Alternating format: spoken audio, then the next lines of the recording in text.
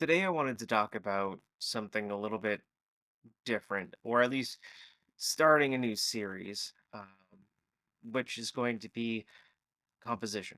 And we're going to start with leading lines. The reason why I want to start with leading lines is because it's probably one of the first pieces of composition that somebody should really start with, or maybe the rule of thirds might be the first, but I like this one better. I use rule of thirds probably in every image, but I do prefer leading lines just because of what it does for the image. So we're going to talk about that. Now, what am I talking about when it comes to leading lines? Well, we have a few images here, and I'm going to go through them. Right now, you could see a bridge picture, and some of you might be able to take a guess as to what it is, but if you need a little bit of a hand here, what leading lines is basically a line that goes through the image that helps you guide your viewer to your subject or guide your viewer through the image. Those are two different things, but they have a very good effect on an image. And I am going to see if I can guide you through it here, but I might not be able to. There might not be something that I could do to edit, maybe markup. There we go. So in this image, I mean, there's a lot of lines. So there's this one down here. There's one coming down here. This whole section is a line, and then you have the line coming through here. So it's kind of adding a lot of lines to the image. You can kind of even go with that line. But the main lines that somebody's going to be looking at are probably these ones here, where they guide you down through the image and then all the way across the image like that. Those are going to be the lines that people are going to pay attention to here. Now, why does that help the image? Well, it kind of gives a person a sense of where the image is going. And that's huge. If you can add direction to the image, then you're helping your viewer go through everything with you. Um, Now, this one also takes advantage of the rule of thirds, and I believe a lot of them will in this as well. So you can combine two rules, but this one here, with how it intersects and all the lines come through, it guides your eyes through the image. This is also a nighttime exposure. I do have a few others where there's cars going through the bridge, which adds to a lot more of the um, movement in the image, but this one here, I decided to keep it simple for this one because the other one looks a little bit too busy. Now, if I go through this one, so you can use leading lines for portraits as well. So in here, nope, that's not what I want. Edit. In here, if you look at it, all of the lines are coming across the screen like this. And it's leading you to the subject because on this side, it leads inward. And on this side, it also leads inward. And then you have the scooter, which kind of also is a line in this as well. So you're looking at it, it leads you to the subject. Now, for portraits, you're going to want to use objects that you see through your daily life, like railings, or in this case, a garage door. That tends to help guide your viewer to this subject. And this image kind of works. It just works because of those lines and the harsh shadows, and it just makes it a little bit more interesting. And then we have something like this, which is a product shot. And again, the line work here is not very subtle. You can kind of see exactly what's going on here. These come straight down, right? Then you have the lines which are coming inward. like that. And then you have the line down the center, which goes exactly to the center, all leading to this bike. And then, of course, we have our background, which is out of focus, which lends a lot to guiding the eye as well. So all of the lines in the image converge into one single point, which is right about here, which is where your eye wants to kind of look because everything's converging. So keep in mind when you're using your lines and using the rules here and the rules of composition that you want to make it at the converging point, or at least you want the lines to converge in on your subject. And that helps a lot. Now, there are times where the lines may not be um, as linear or direct to the subject. In this case, we have the wall here, which goes in this way, and then we have another wall which comes up a little bit, and then we have some more lines which come in and then come in again and lead you to the subject.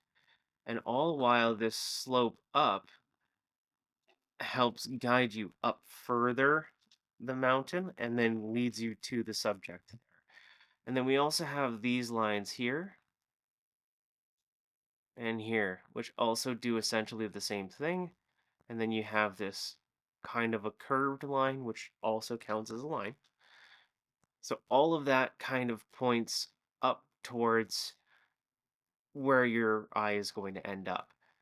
Now, it does help that the clouds also are a little bit linear here as well, but they kind of more frame the subject. So you have to think of some of that too. Like sometimes you're just framing the subject with the lines. You're not necessarily directly guiding everybody to what you want them to see. Sometimes it's just being guided in a simple way like this that makes a huge difference. This one here is a lot easier. Again, it is a converging line, except the subject is here. So let's see. So the subject is here. This is the main focus of the image. However, we have this river that goes through, and when you're looking here into here, your eye kind of goes down the river as well and out to the rest of the image. So it adds depth. So your lines can add a lot of depth to an image when used this way. But it can also guide your viewer through the rest of the image, not just the subject. It can go through everything else in the image as well. So it's good to keep that in mind. Sometimes the subject or the foreground may not necessarily be the most interesting thing.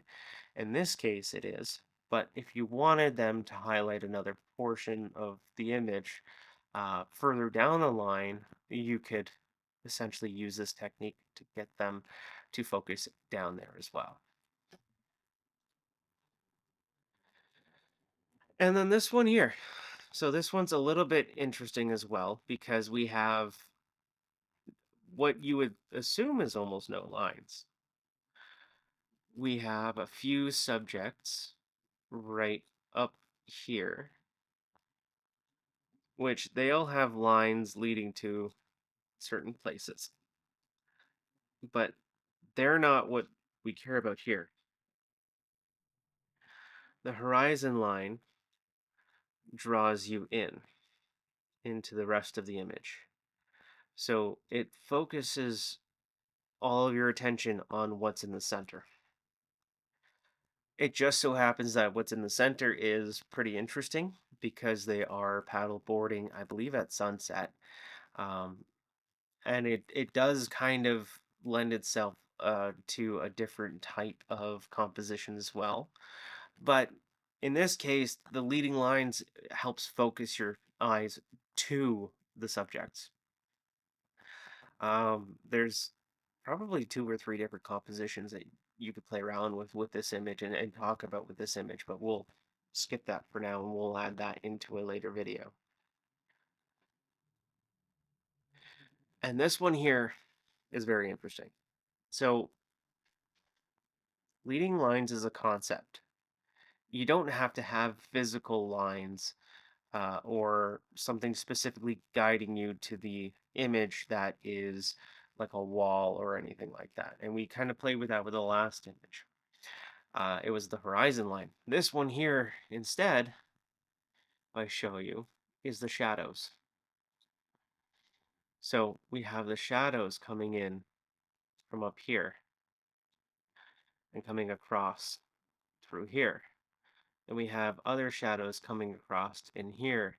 We also have the wood that comes across the whole bottom of the image, and then a whole bunch of empty space, which tells our eyes that's not what we need to look at.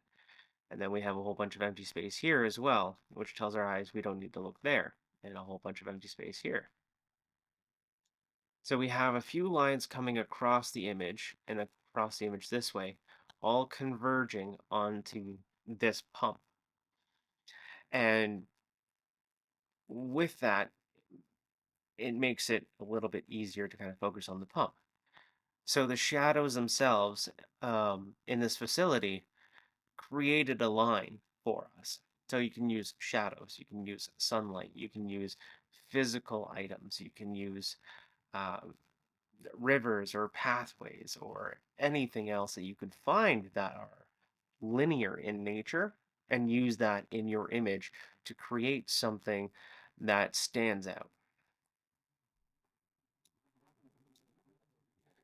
And then we have this portrait. Now, this one's a little bit abstract, and this one does kind of lend itself to leading lines in a way. However, this portrait was done in a studio on a background using some a mixture of studio light and sunlight.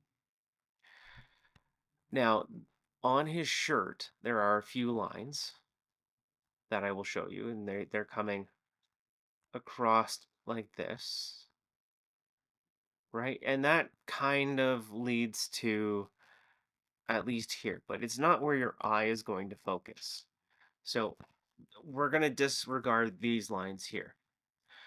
What's happening in the background is we have all of these lines converging into different places, allowing yourself to kind of see where basically everything and everything wants to go. But we also have one more thing working for us. We have the facial lines and the jaw, and then we have the eyes, which are nice and bright in this image. So essentially, we are ensuring that our lines in the background are leading pretty much to the face, and that is what's giving us most of the lines for our composition. I don't know why it's saying erase area and it's having a hard time, but that's fine. I will just exit out of there. And then we have one last image, which doesn't really have a lot of lines, but it's one that I want to talk about anyway, because it does lead to something. And this I want to talk about because you can use multiple different ways of like composing something to make a great image. The first thing I want to talk about is the lines in the image. Now the lines are converging downward through the image. So there's a line there, and it's converging over here. So it's not really exactly where we want to go, but it's giving us at least a point near where we want to go, and it's kind of guiding our eye downward. The other thing is we have this line here and this one here.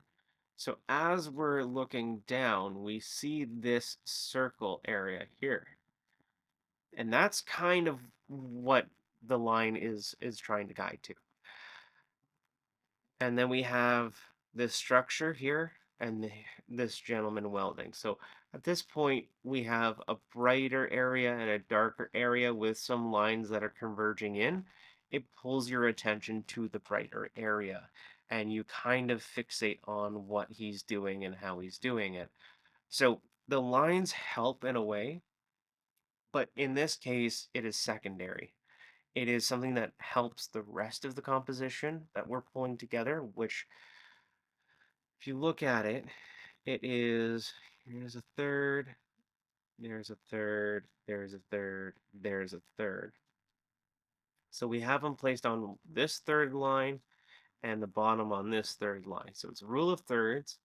It's bright in the center and darker around it. And then it also has the lines converging in. So you can use it in a way which helps multiple different pieces of composure to come together and to create one image.